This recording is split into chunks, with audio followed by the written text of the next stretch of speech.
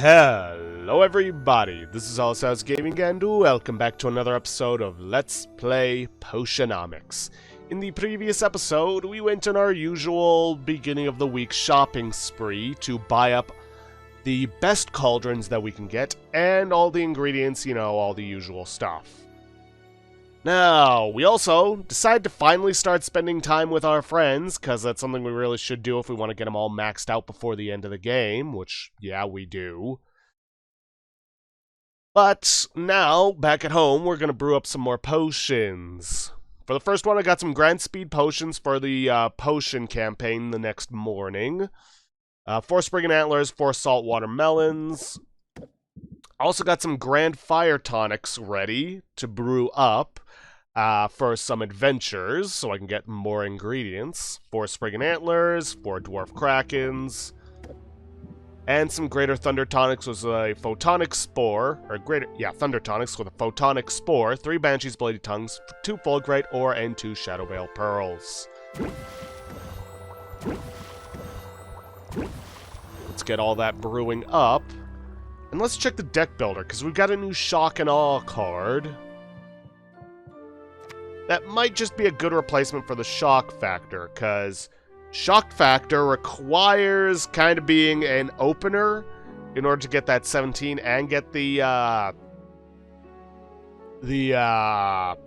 Shocked debuff, or customer buff. So if it's not the opener, it's only going to get me 10, and I think an extra guaranteed 10 interest points without having to be an opener for 1 extra patience is going to be worth it. Let's see, acquaintances. Salt and Pepper seem to be sizing Sylvia up as a potential member of their crew.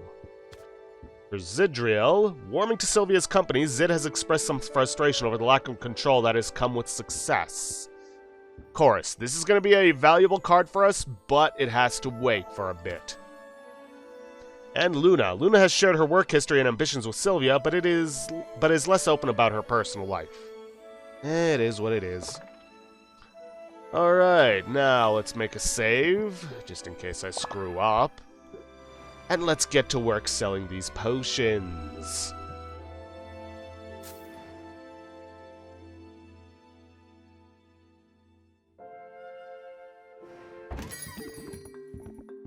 You know Robin, he's so dreamy. Sorry, do you take requests? No.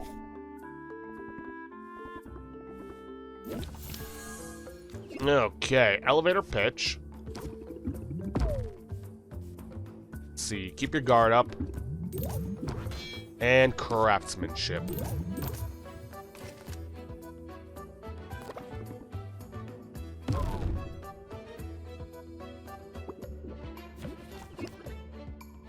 Okay, then. Not gonna bother with plant the seed. Let's press the attack, see if we can get something decent. Captivate. Okay, that's alright. Alright, good cop, bad cop. And then sleight of hand.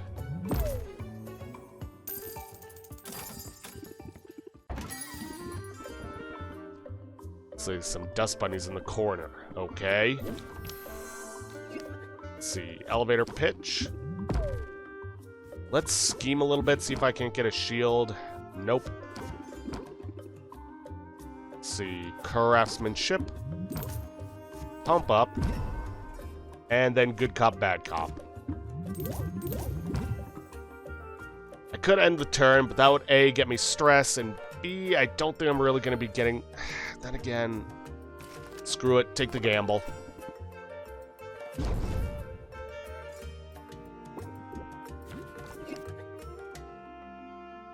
Okay. Press the attack. Craftsmanship for the base increase. And then sleight of hand.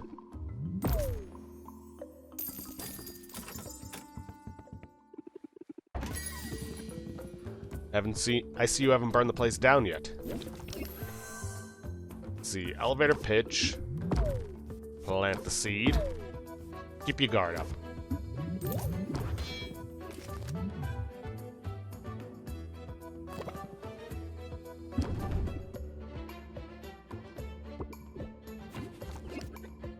Alright, captivate. Enthusiasm. Good cop, bad cop. And I think we're just going to close the deal at this point.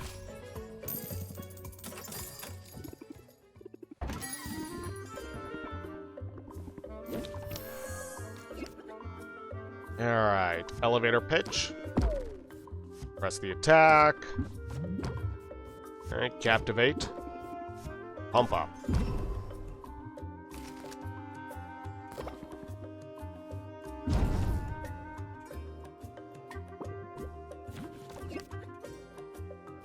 Alright, captivate. Enthusiasm. Keep your guard up. Craftsmanship. And close the deal.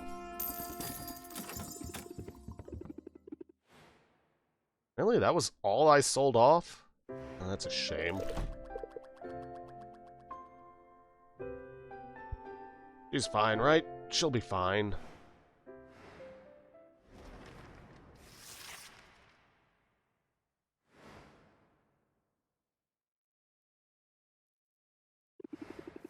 The enviable life of a two-time champion. Idol of millions? Sylvia. Hope I'm not interrupting. I'm all set up at the guild hall now. Baptiste said to let you know. Okay, I'll keep you in mind. Was there something else? Matter of fact, yeah. You've shown me a kindness, Sylvia, setting me on this new path. I feel like I should return the favor. Oh, let's see. Corsac. Well, you could share some pointers. I'm always looking to learn and grow. It's not a bad way to be. I was going to suggest you start growing your own ingredients. Never try it? I took a botany class in college where we learned the basics. It didn't go well, though. Not for my GPA, and not for the poor plants. Not everybody's gifted with the green thumb, but gardening's easy with a slime bulb. Slime bulb? I come across them every once in a while. Little critters gobble up all sorts of things. And in the right conditions, they'll reshape their own protoplasmic mass to grow identical copies of their last meal. It's a downright fascinating adaptation, and they're awfully nice to look at. And eco-friendly, I'm guessing. If they have your endorsement. Any resource you can clone is by definition renewable. Here, I'll provide you with a specimen I extracted from the wild. It was a bit of a runt, but I nursed her to health with my homemade plant formula. And frequent words of encouragement. Ah, yes, plants, slime bulbs. Ah, thanks, I'll try it out. Does me some good to see you giving thought to minimizing your footprint. Mind if I give you some pointers for proper care and feeding? Behold, the humble slime bulb. A remarkable, magical, cute as a button organism capable of cloning any ingredient. Just place the ingredient you want to duplicate into an empty slime bulb. Once an ingredient is gestating, you can feed her extra ingredients, and that'll help her grow more of the gestating ingredient. A bulb's plasma color tells you what magamin she prefers to munch on. Feed her the right magamin, and she'll be happy and healthy and grow a lot of ingredients for you. Yeah, so because it's a red bulb, we want to feed her A magamins. Or red magamins, whichever one you prefer to call them. To get more out of trying to grow more stuff. Like, say, pure mana. That's a good gift. Everybody loves it. Nice. Who knew that going green could actually give me an edge? That's not such a surprise, really. Nature's not a congeniality contest. Plenty of animals take what they want and don't say sorry. Squirrels, for instance. You wanna bring home the gold? Channel that ferocity, Sylvia. Be the squirrel. Apply Ferocity of the Squirrel. Lasts until the end of the current haggle session. Raises interest by 2 whenever a card is played. Persists until another stance card is played. Corsac's Adept card changes to deal 16 interest. Yeah, Ferocity of the Squirrel is actually pretty useful for just some passive interest gain whenever you play any card. Nothing got follow, but are squirrels really all that ferocious? I've got scars that say they are. Don't make the mistake of underestimating a squirrel, Sylvia. Not like I underestimated you. That's all I got for now, but you know where to find me.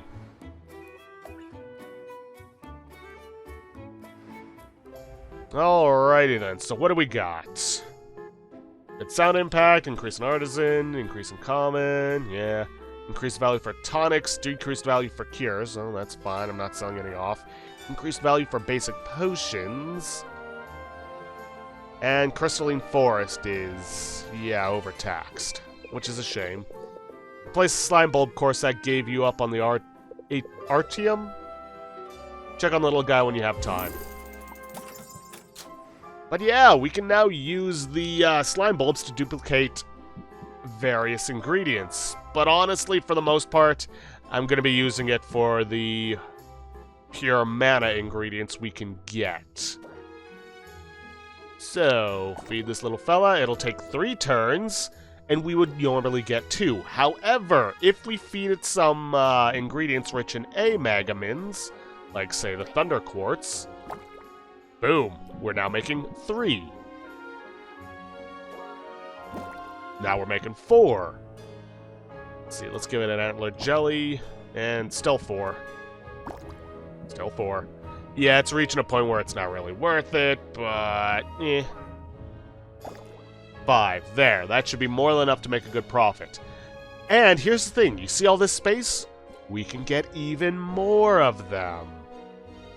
Anyways, let me update my list. Antler Jelly is now down to 16. And if you ever get a ingredient that's worth a lot of total Megamins, and say, just for example, because even though the mode of mana is worth a lot more than Squid Vine, I'm just using it as an example. If you get an ingredient that you can't really use in potions because it's 4 or more Megamins, which is useless because no potion uses that many Megamins, you want to use it as a gift, these slime bulbs are good for that. And I'll be perfectly honest, I'm really not going to be using them for duplicating ingredients I'm using in potion crafting. It's just a lot easier to get them from other sources. I'm just going to use them for duplicating gifts. Which, you know, not a bad thing to do. And yeah, we can get more from Corsac by, well, spending money. But I think for the time being, we're fine. Now, unfortunately, our value for cures has gone down. Which is a shame for these last 2 Grand Poison Cures, but they're still going to be worth a fair bit of money.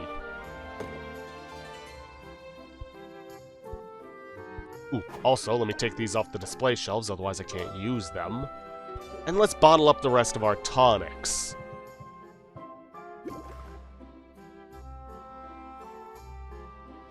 Oh, I also gotta remember to update the, let's see, what was it? Thunder Quartz. ST... Here we are, Thunder Quartz. How much did I go down by on that?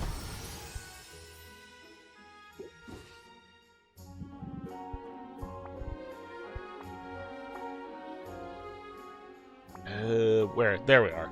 Down by 2. Yeah, worth it. Okay, then. Bottle up the Grand Fire Tonics. And let's bottle up the Grand Thunder Tonics. Unfortunately, it's not enough for the competition, but so be it. Okay, then. So, take these, put them on here, so I'm not using up all of them. And we're going to toss the rest in here, as well as the speed potions. So I'm actually going to spend the day with my friends, trying to rank up as many as I can, which also is now going to include Corsac as well. And at most I can get, let's see, 1, 2, 3, 4? Yeah, 4. Wait. Because at this point I would have to go home, so 1, 2, 3, 4. I can hang out with 5 people. And that is the power of the vending machine. Yes, you aren't haggling for much higher prices, but it's worth it. Now, that being said, we're probably going to want to start brewing something up now for tomorrow. In which case, I am actually going to make a save right here, and I'm going to go see what Luna has on offer in her marketing. Just to see what we can get out of it and see what we should brew up. Is this cheating? Kinda. Do I care? No, not really. Alright, what have you got in your marketing? Health potion campaign, 3. That would be good. Cures campaign. I think I'm gonna want to go for the health potion campaign. I don't got anything that lasts a couple days. Yeah, I think I'm gonna go for that. I mean, I'm not gonna buy it right now, obviously.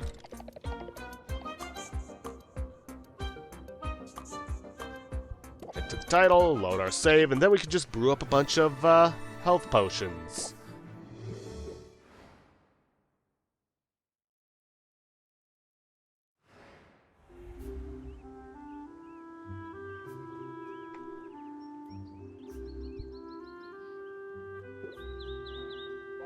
Alright, let me just make sure everything's still arranged in the vending machine. Yes, it is.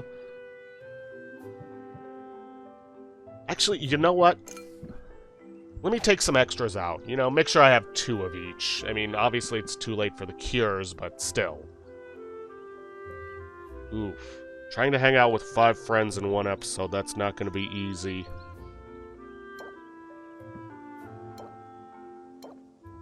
No, speed potions can stay in there. I still got plenty of those.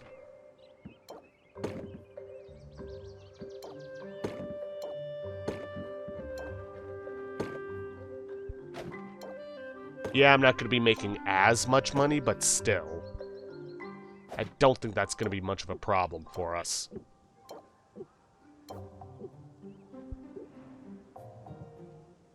And now, let's brew up some health potions. And I'll see you guys in a moment once I've, you know, taken care of that. Alright, got them all ready. The first one uses basically 8 slapping turtle shells. And because of the way this all works, I should be fine with 8. Better to not take any chances. Plus, hay's cheap. Second one uses 4 dwarf krakens and 4 banshees bloody tongues. And the last one uses up the last of the slapping turtle shells, the last of the banshees bloody tongues, and 3 more dwarf krakens. I know it's probably adding up to 8 on all this, but I don't want to take any chances and then have 1 extra slot left over. Oh wait, I need to get the other ones brewing.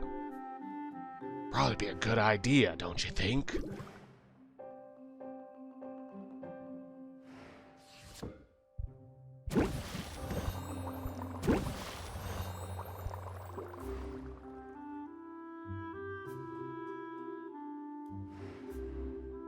Now, here's the problem. I only have about 10 minutes left, and I'm not sure if that's enough time to get through everybody.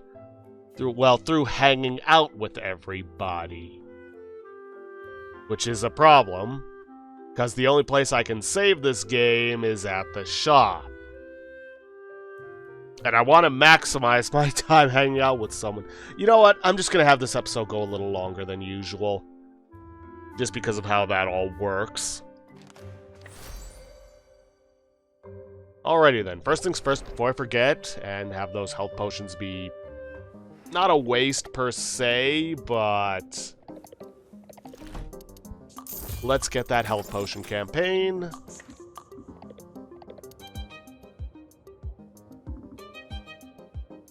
Let's hit up Quinn and take care of the shopping now. Basically just need the Dwarf Kraken's Slapping Turtle Shell and the Banshee's Bloody Tongue, because that's all I've spent. Well, plus there was last night's, but... Oh wait, no, I should probably also hit up Baptiste and Salt and Pepper first.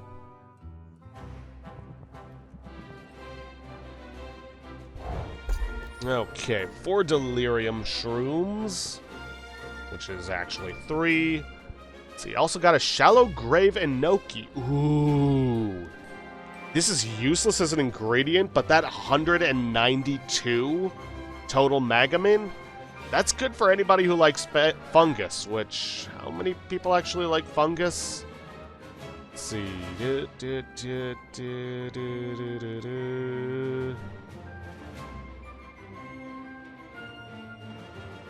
Huh. There's only one person who likes fungus, and that's Corsac. So actually, it would be better off using it for making more pure mana. Alright.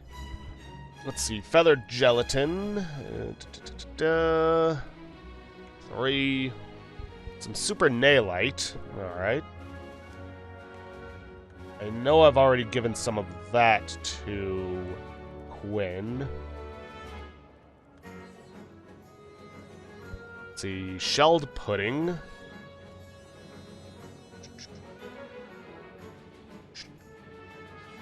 And the rare is Poison Quartz. Alright. No point in putting it on the list, because I'm just going to give that to Quinn. Let us invest. We can get some more Super Nailite, some Silver Stag Antler. And some Watchdog Daisies.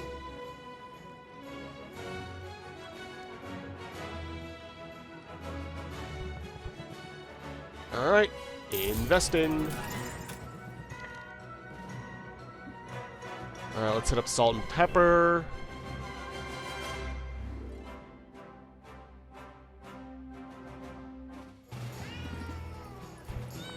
Treasure. Let's see. Ooh. Ah, shoot, and I just started brewing up some motes of mana. That's fine. I can use the motes of mana to make more embers of mana, which are arguably better. And they'll make for great gifts. Excellent. Alright, but first things first, saltwater melon. 3 of those. Some cocoons. Ooh, poison quartz, which means I can add them to the list. Let's see, some lazuli ore. Not bad, not bad.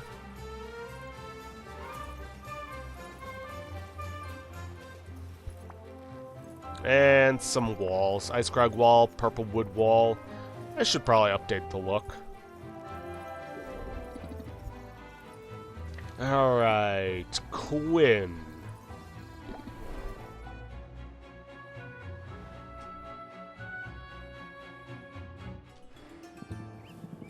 Alright, expand the inventory. Delirium, feathered gelatin, shelled pudding, poison quartz. I'm not going to give you the embers of mana. Or the motes of mana.